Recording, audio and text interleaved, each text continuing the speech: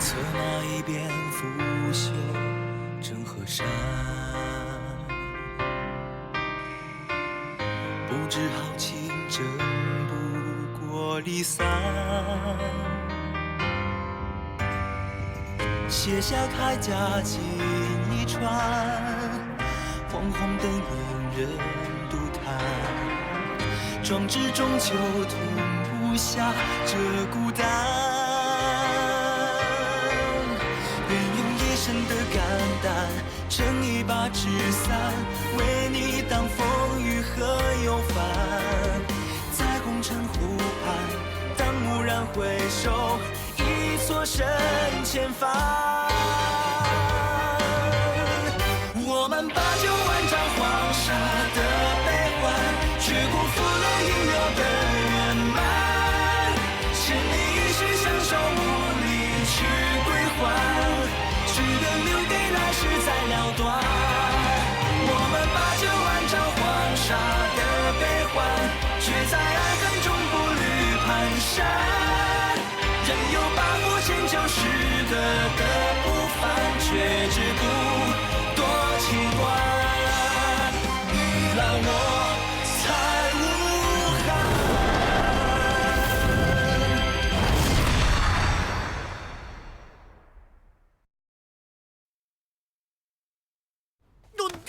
刘秀国的侍卫呢？快把你家主子带回去！别打了，别打！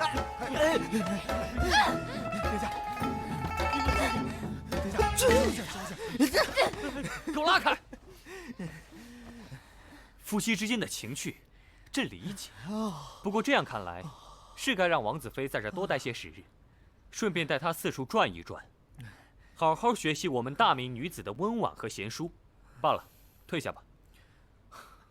你们好生休息吧。谢陛下。谢陛下。打我！打我！二位慢走。奏乐。奏乐。众爱卿继续。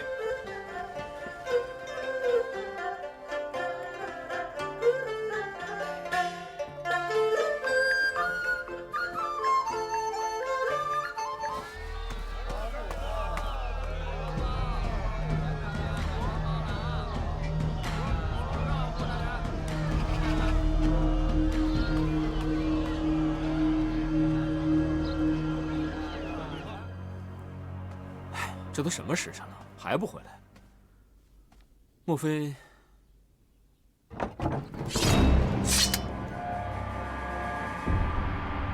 夏兄，时间紧，咱们先说正事吧。西门庆会继续帮我们盯着皇上。金陵城内有什么情报？回大人，金陵城中许多店小二都是咱们的人。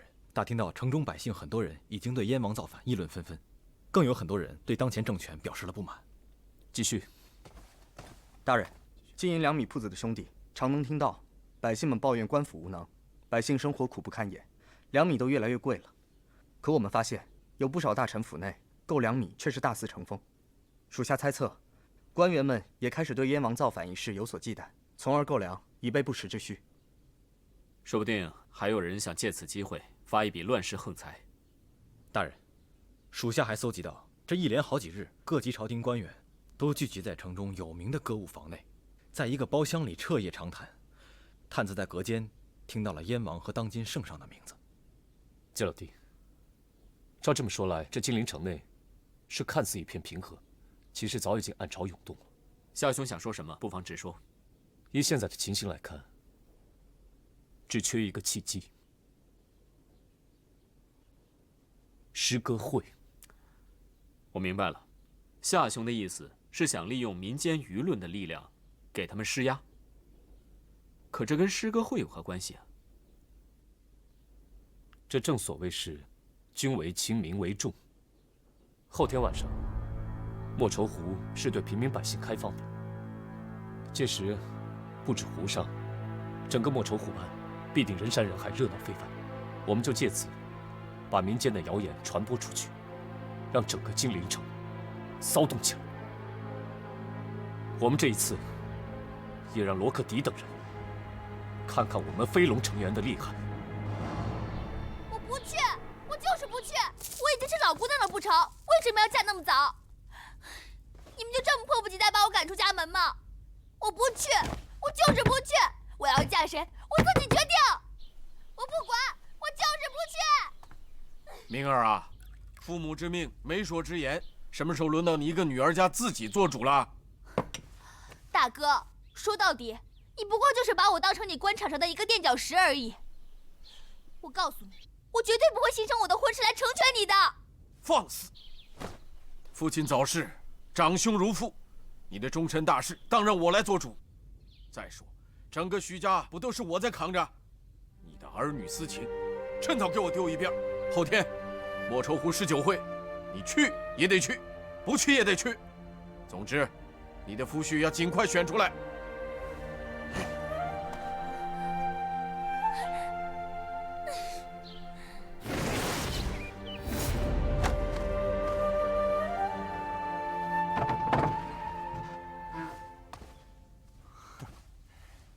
好妹子啊，你可千万别再哭再砸了，咱们徐家可就要被你砸光喽。老三啊，我就说了，只有你来，他才听得进去。三哥也是来劝我嫁的，还是三哥也觉得凭我的婚事能替徐家再争一争？你觉得三哥是这种人吗？你呀，别再哭了，眼睛哭肿了就不漂亮了。大哥，其实我觉得我们还可以有另外一种选择。老三，虽然燕王胜过几次战役，甚至大败朝廷80万兵马，可这都是因为李景龙那个主帅愚蠢无能，并不是他朱棣有通天彻地之能。更何况，父亲被太祖高皇帝誉为大明开国第一功臣，你我深受国恩，忠心服从，这才是为臣之道。所以，不管你有什么心思，都趁早给我收起来。大哥，你若是不想参与到姐夫和皇上的争斗中，就把权一交，守着我们这中山王府，然后靠着先帝赏赐的田产庄园，做个富家翁又何尝不好呢？胡闹！想父亲为大明戎马一生，辅佐太祖高皇帝打下这万里锦绣江山，才到了你我兄弟2代，就甘心让中山王府没落不明，从此绝迹于朝堂？大哥，这话是什么意思？咱徐家的女婿我已经选好了，就是皇上最宠信的文臣方孝孺的爱子。既有这层关系，我们和方孝孺搭上线，自然也就和朝野间的无数文官搭上线。这样，咱们徐家就仍然在朝堂上占有一席之地，而不仅仅是一个有职无权的摆设。为兄用心如此良苦，你明白了吗？我明白了。大哥这么着急把明儿嫁出去，就是想赶在日落西山之前，搭上方孝孺这条文官的线，以便顾宠。三弟，大哥，大哥，你的苦心我能理解。可若是把家族的命运建立在牺牲小妹身上，我断然不愿。你，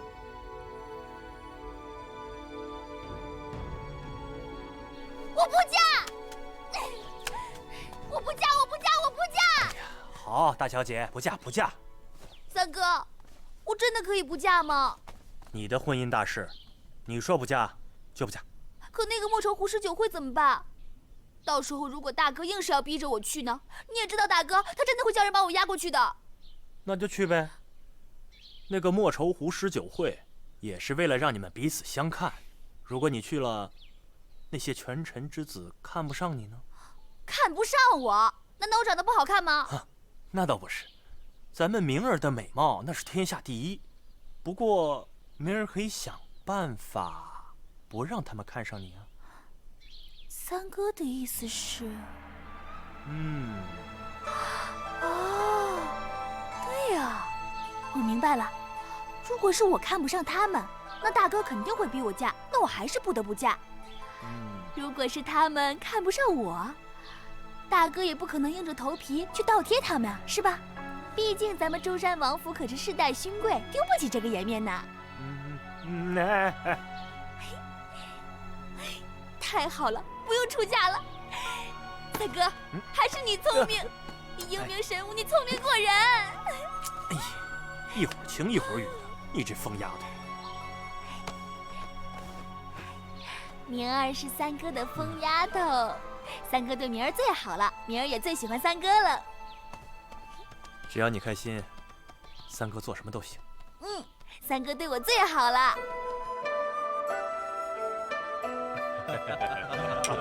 来，请，来，咱们两个走。你看，苏大人，饮此杯。来，我再给你们。来。大嫂。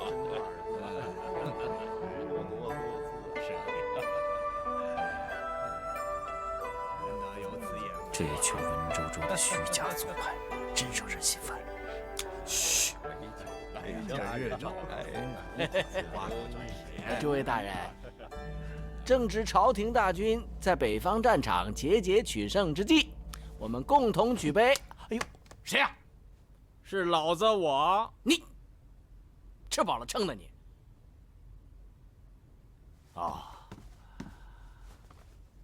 黄御史是朝廷大员，今晚主持诗酒盛会，在座的不是公卿大臣，便是新科的进士。曹国公，你不嫌自己太过失礼了吗？呸！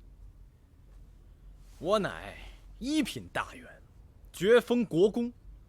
本国公比你晚来，你大模大样坐在那儿，不见你这五品官起身相迎。本官就坐已经这么久了，不见你这五品官前来问候，礼仪何在？你这又成何体统呢？啊！九江，你别闹了。当初你和黄子成利用我，排挤徐家，我也就心甘情愿了。可后来，你们为了弃卒保帅，拿我当挡箭牌不说，还让我背黑锅，这件事儿该怎么算？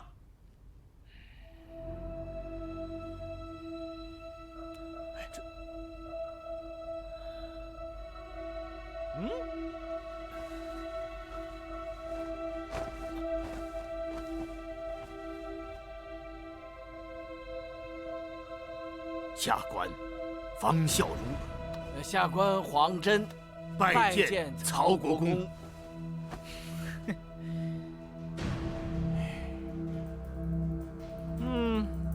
起来吧。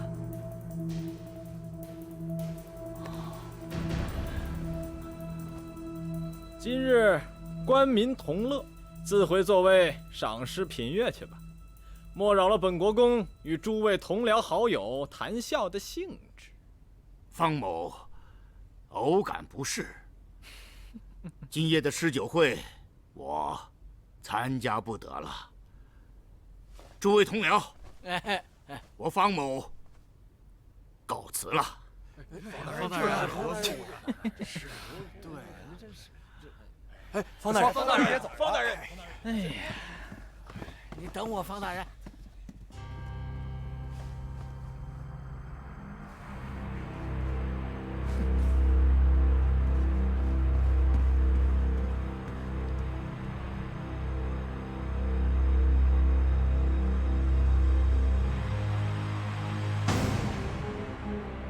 大人，你说下旬真的会出现吗？这么好的机会，小心不可能不出现。我们按原计划行事。是。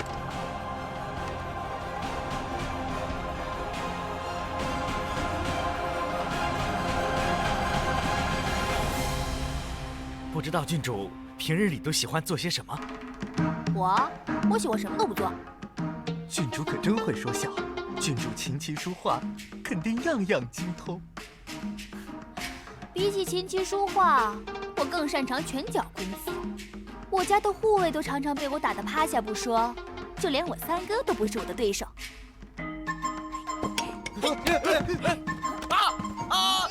郡主饶命！出去！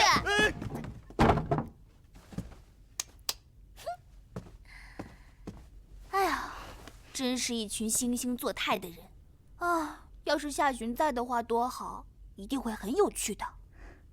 郡主，后面还有唐家公子和赵大臣的得意门生，让他们一起来。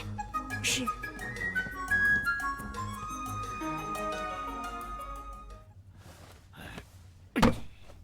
方大人息怒，李景龙那家伙实在是欺人太甚。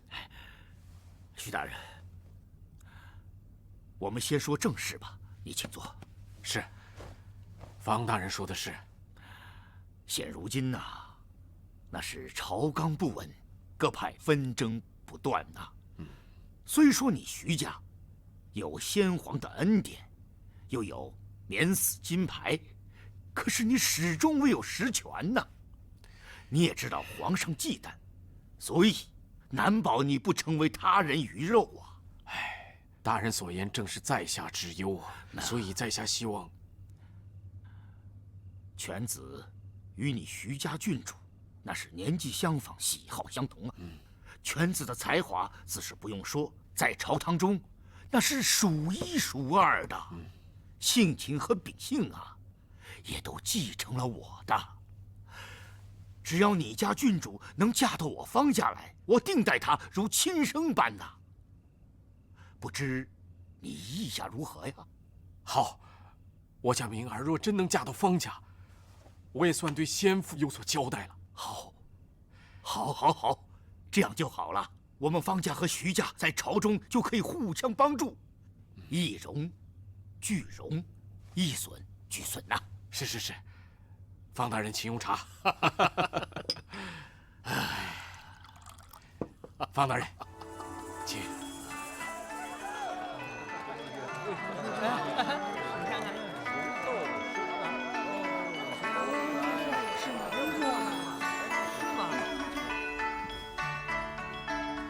两位贵士，今晚的诗酒盛会，以诗佐酒，以酒助诗。微臣斗胆有请两位贵士各吟诗一首，也让我们感受一下贵国的文化，如何呀？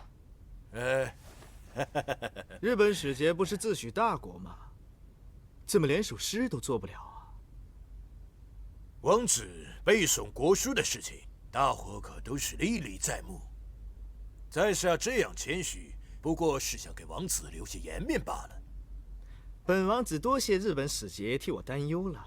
既然如此，还请日本使节献上一首诗来，让本王子和大家都好好学习学习。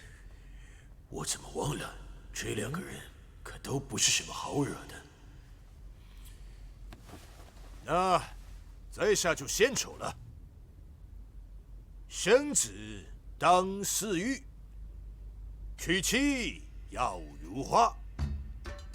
丈夫天下志，40未成家。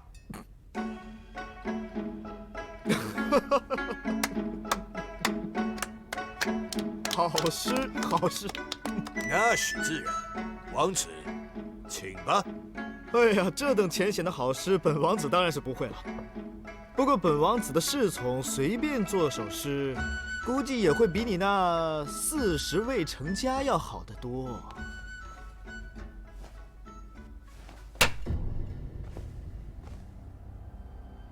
昆山有志妻梧桐，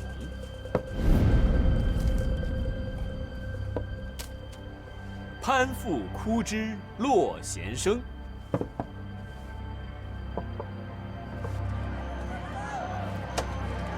哎，你看，自命不凡斗同根。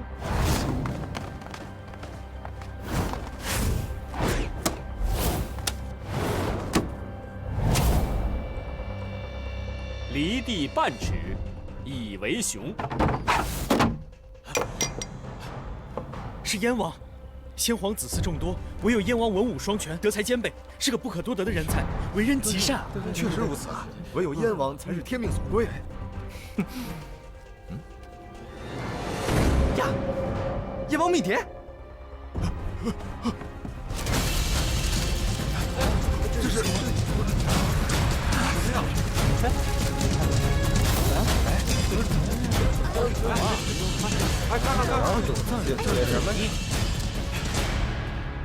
方大人，快！快，赶紧带2位使节离开！哎呀！走，这边。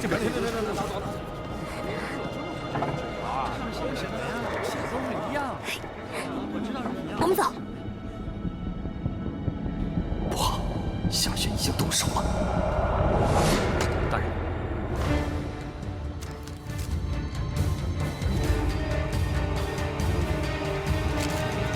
属下已经派人去搜查，散布信件的人。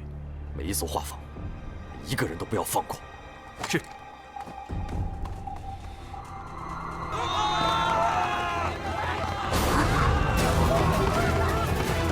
这件事就交给你去办。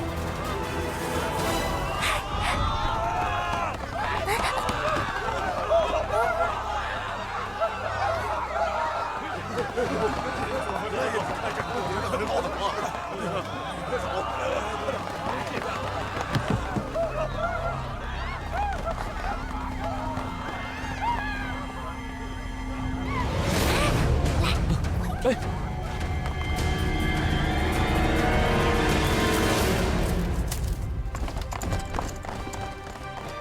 你们去那边，其他人跟我来。是。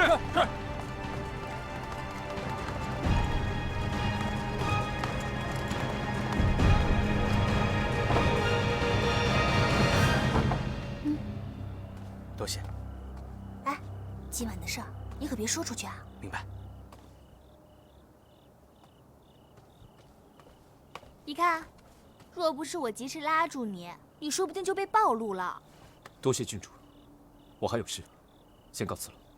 哎，等等，你这次前来诗歌会，所谓何事啊？你个小丫头片子，有些事情知道太多，对你可没有什么好处。好，我可以不管你之前想要做什么，可是呢，你如今已经被我抓到了，你就别想那么容易逃脱。郡主啊，你到底想要做什么？我想你帮我。你想我帮你什么？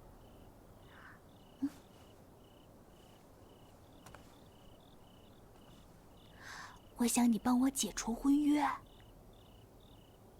这可不行，婚姻大事岂能儿戏？不能不行。你若是今日不答应我，你也休怪我不帮你。威胁我是吧？好，我答应你，3日之后，我自会去找你。你不会是骗我的吧？没那个功夫骗你。我先走了。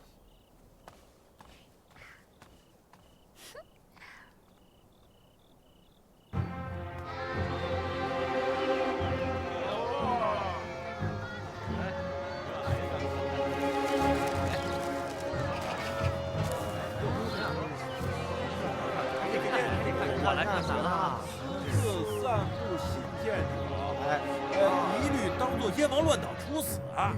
送烟墨，属下立即去查每一家印刷坊的烟墨。你去查一下，把半年内金陵城内所有新开的、新换了主人的印刷坊、书斋，甚至文房四宝店，统统给我罗列出来。再与他们的出版印刷之物校对淹没痕迹，用时间锁定盘查的范围，用油墨锁定可疑的人。属下不解，为何是半年之内的商铺？像这种松烟墨，至少埋在地下2年才能使用。他们开店打掩护，只能从别处购买。这种店开张绝对不会超过半年。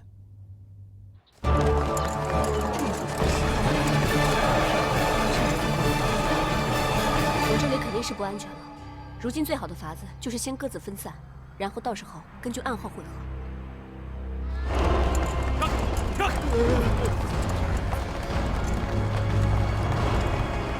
都给我围好了！走。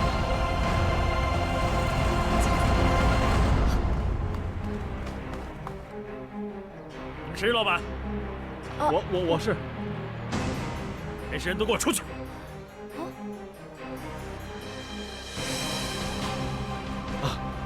这位姑娘，真是抱歉，我这里恐怕暂时做不了生意了，要不你改日再来吧。不是，走吧。快点！抓起来！带走！走！老实点！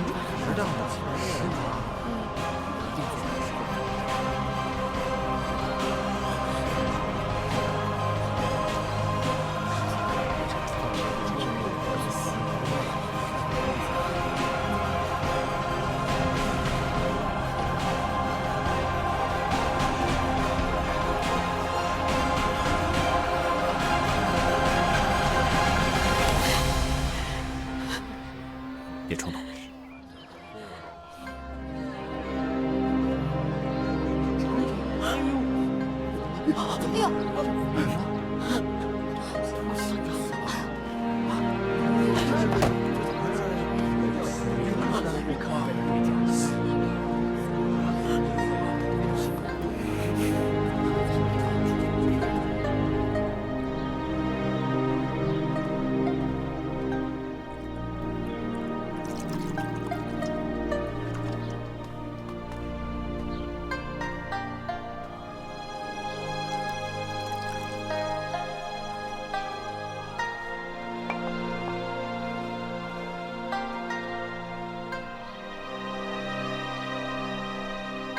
进。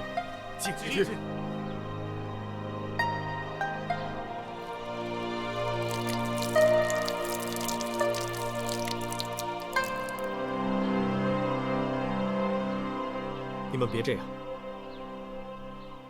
张俊定是知道锦衣卫的手段，担心会暴露大家的身份，所以才牺牲小我保全大家。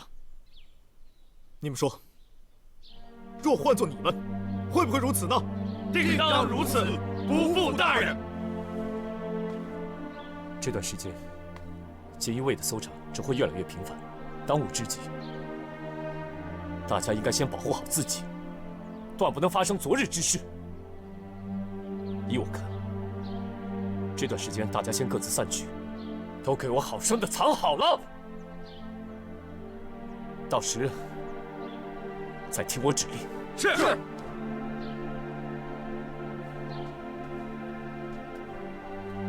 你信不信我？你是想说，目前这件事没有表面上这么简单？这么看来，你也有所怀疑。我总觉得，说不定已经有人暗中盯上我们了。书画店和画坊的秘密联络点都被锦衣卫破获，直觉告诉我，这一切仅仅只是个开始而已。你一定要小心，不可以掉以轻心啊！以我之前所料无差，现如今金陵城中暗潮涌动，真正能够接纳我们、收留我们的人并不多，我们的处境也更加危险，所以我最好和你们分头行动。你好好的和彭姑娘在一起，她有使节的名号保护着大家，这样我才不会有后顾之忧，知道吗？那你去哪儿？收留保护你的人，你想说的不会是……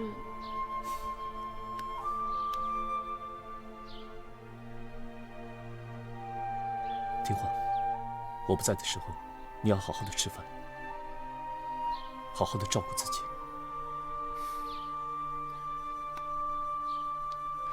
你就别担心我了，倒是你自己一定要万事小心。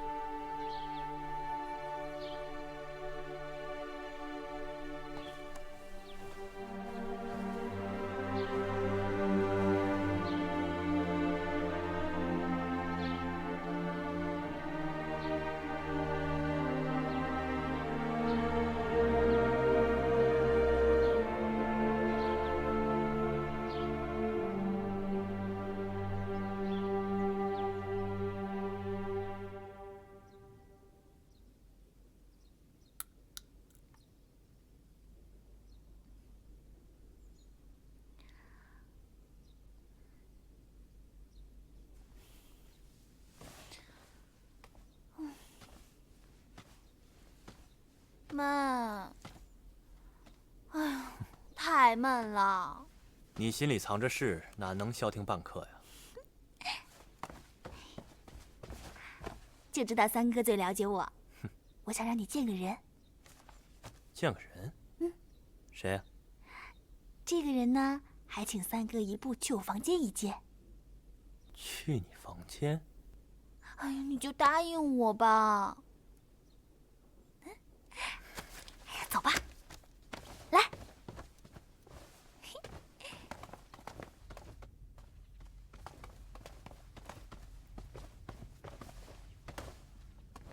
草民夏寻参见徐大都督。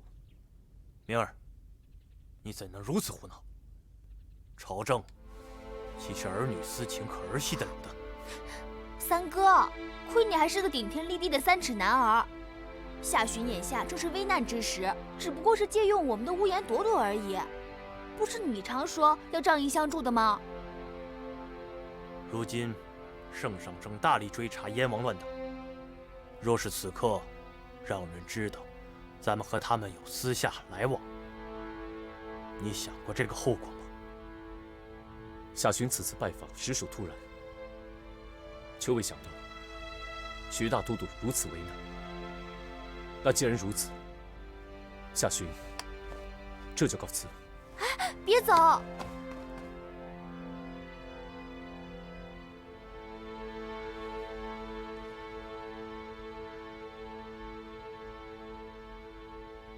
夏公子，请坐。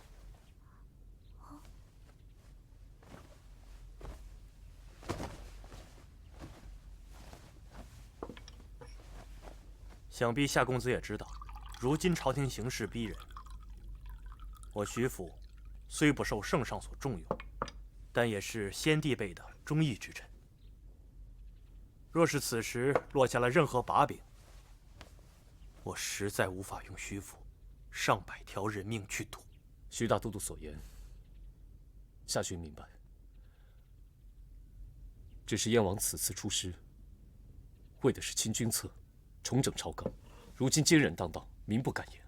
难道这是徐大都督您所想所愿吗？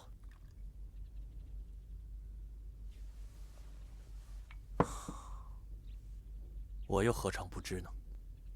如今的燕王势如破竹，而金陵也不过就是表面风光罢了。这能撑多久，谁都说不准。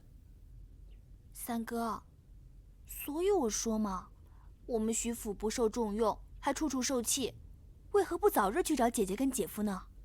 是啊，徐大都督既然已经看透形势，那为何不早一些？可谁叫我们都是徐家人？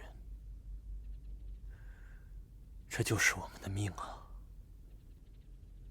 更何况，我们现在背负的不仅仅是徐家的清誉，更是徐府上百人的性命。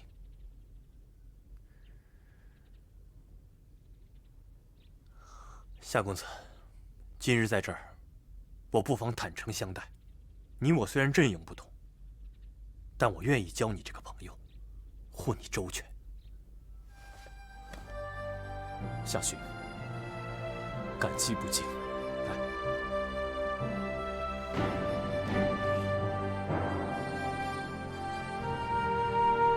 三哥，你真的愿意帮夏寻吗？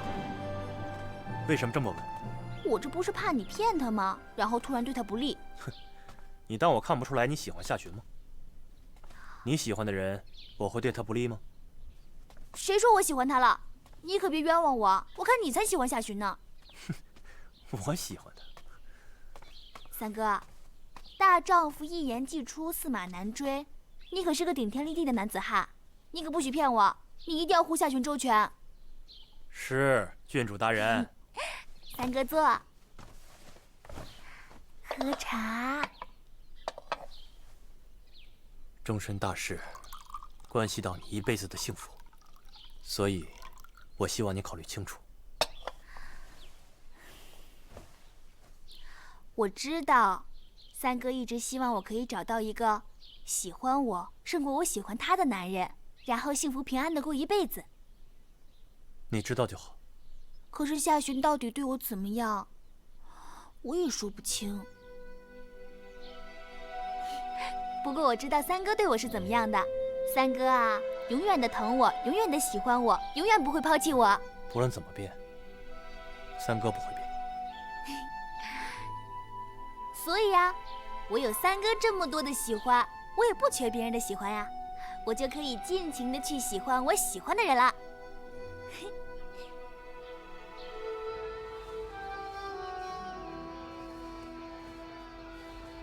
喂，谢姑奶奶，谢姑奶奶，听说你又开了家古玩店呢，发财了！去，你要再这样，我可就告诉彭姐姐了。哎，不，我说谢姑奶奶，你可别忘了啊，是你叫我过来帮你想办法怎么应对这些锦衣卫的，如今你又叫我闪一边去。我喊你过来呢，本来是想趁夏巡不在，正好给你个机会展示一下你的聪明才智而已。对呀，谢姑奶奶，我这么掐指一算，夏老弟去徐府不少时日了，你心里就没有一点点吃醋吗？你不担心我这聪明机智又风流倜傥的夏老弟被郡主给拐走了？他才不会像你一样呢，我相信他。哎，脸红了！哎，好了，不开玩笑了啊，说正事。是不是我帮了你，你也应该帮我，让子琪实现嫁我的约定啊？那你先告诉我，有什么办法能够让这里避免锦衣卫的盘查呢？之前不管是画坊还是书画店，我都花了不少的心血，被破获之后，我损失可真是不小呢。这要是日子一长，我怕这生意做不下去了。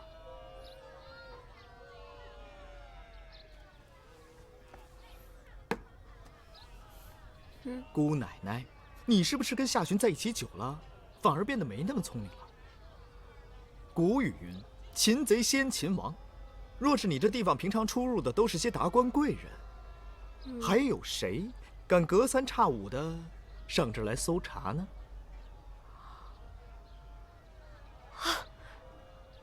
一定是我乱了阵脚，怎么会没有想到这样一个一劳永逸的好办法呢？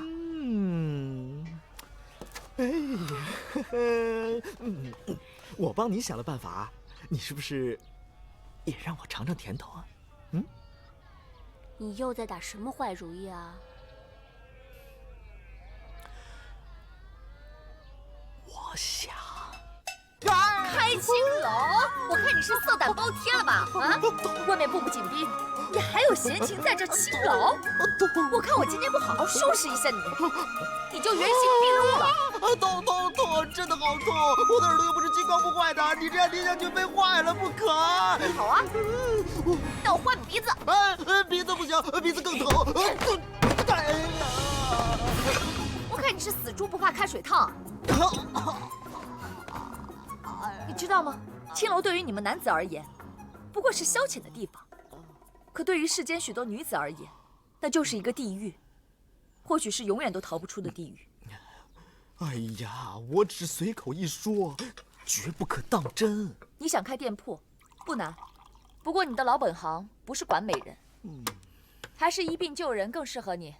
你空有一身医术，若是不治病救人的话，那实在是太浪费了。谢谢已经把你的医铺给准备好了，就在来福酒楼的旁边。过2天你就可以去看看了。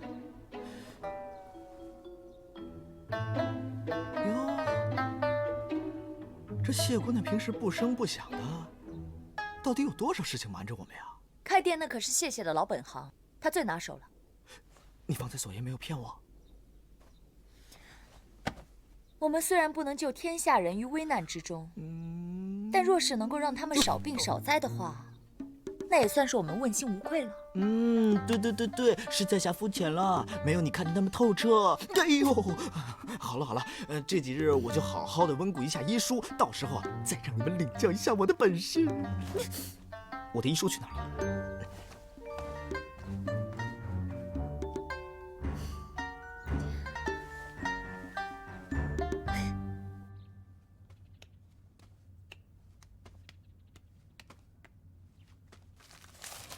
夏璇，你不是说我若帮你藏身，你就助我解除婚约吗？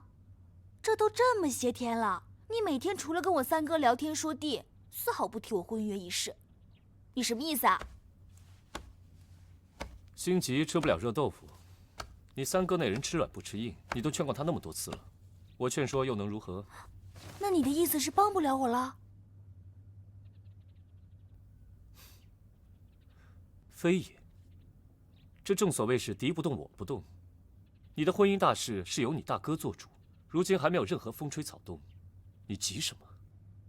放心好了，我答应过你，只要你借我赞助，我自会让你如愿逃婚。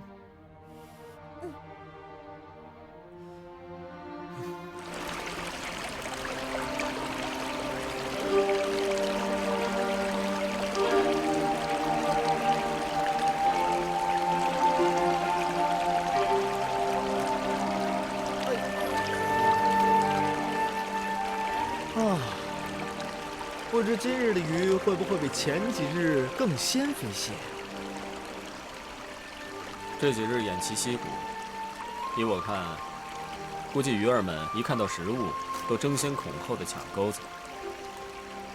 哎呀，鱼儿们呐，鱼儿们，快点上钩吧！我姑奶奶最近心情不太好，我还想拿你们回去红烧给她吃，让她食欲大开。哪有的事？依我看，是西门兄你独自揣摩罢了。你非鱼，焉知鱼之苦？一日不见，如隔三秋，更何况还住在敌方阵营之中。啊！哎有了！哎，跑了，可惜了。怕就怕中层跑鱼啊。小鱼仔最容易上钩，反倒是那些个大鱼，唉，不可操之过急啊。饿久了的鱼，要想一网打尽的话，最好的办法就是钓扇面。一旦入扣了，一个都跑不了。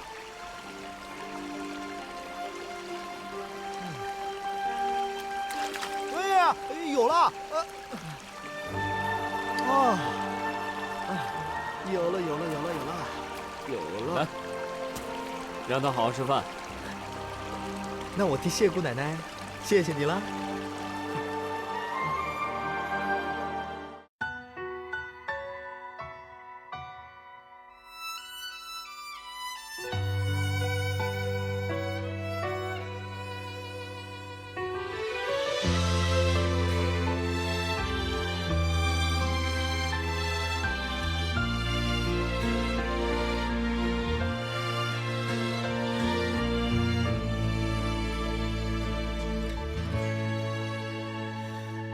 灯烛两夜，宫阙月挂霜，烛影摇红寥寥星光。一人阁楼上，独醉忆他乡。夜雨听风望远方，月下离舟上，3000夜未央。千场梦曾朝朝暮暮，连天风沙降，着你的模样。此去后，天涯路两茫茫，爱恨心。